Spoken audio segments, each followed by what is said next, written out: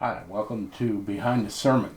This is an opportunity for me to give you some of the thinking behind the sermon, maybe some of the methodology and how I put them together, or maybe a point or two that I don't have time to emphasize on Sunday morning and would like to share now. So this episode of Behind the Sermon concerns the sermon from May 3rd, Lord of the Sabbath, out of Luke chapter 6, verses 1 through 11. And basically, as we walk our way through Luke, we find out that a lot of the emphasis is on the theme of transformation. Now, it's one of my favorite subjects. I try to include some mention of transformation in almost every sermon. It certainly permeates the book of Luke. And this one, it has to do with a man with the withered hand. So if we take a look at Luke chapter 6, in the beginning, if you remember from Sunday, it was on another Sabbath, verse 6. He entered the synagogue and was teaching, and a man was there whose right hand was withered. Now, I mentioned that there were social implications. Let me go into a bit more detail. We don't know the nature of why it was withered.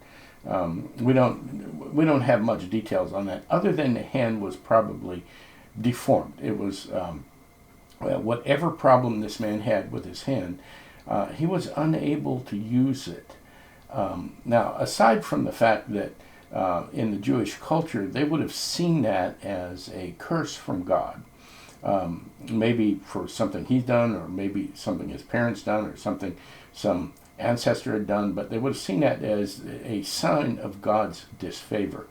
But culturally, there are other implications as well. And, this is something we wouldn't understand in the West, but in an Eastern culture, the right hand is used for eating food and greeting people. The left hand is used for purposes of hygiene and cleanliness. And I don't want to get too graphic here, but the left hand was just considered filthy. So if you would never consider eating anything with your left hand, even if you were left-handed.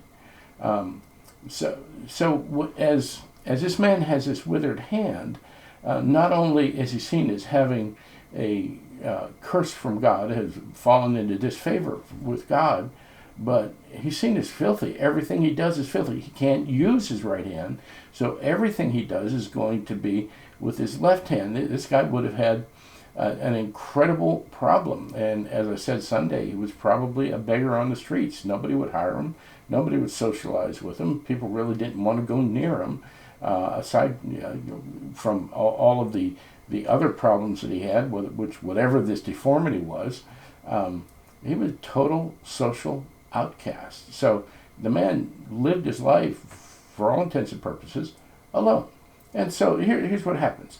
In verse 7, it says, the scribes and the Pharisees watching Jesus, to see whether or not he was going to heal.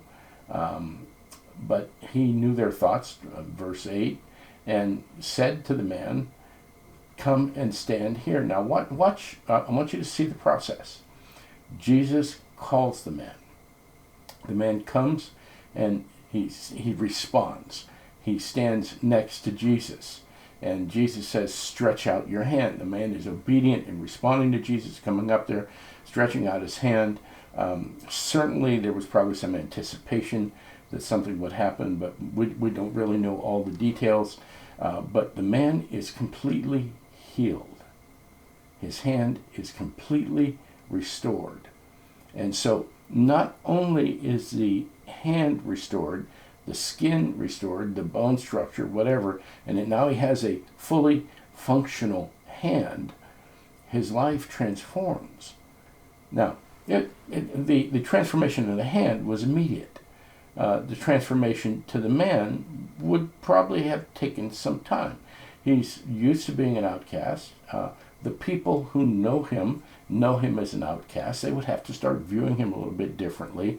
He would have to start demonstrating to people that some transformation had taken place, that he was able to use his right hand and reserve the left hand for those unspeakable things that the left hand did.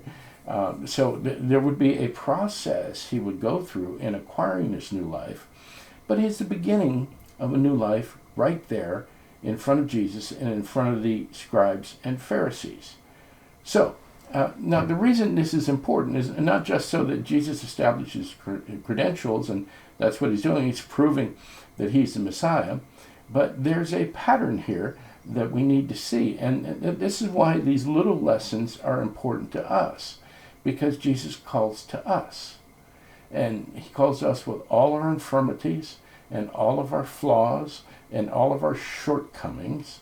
And as we obey and come to him, and as we are transformed in his presence, as we are healed of all those things that would drag us down and cause us to go to hell, our lives change.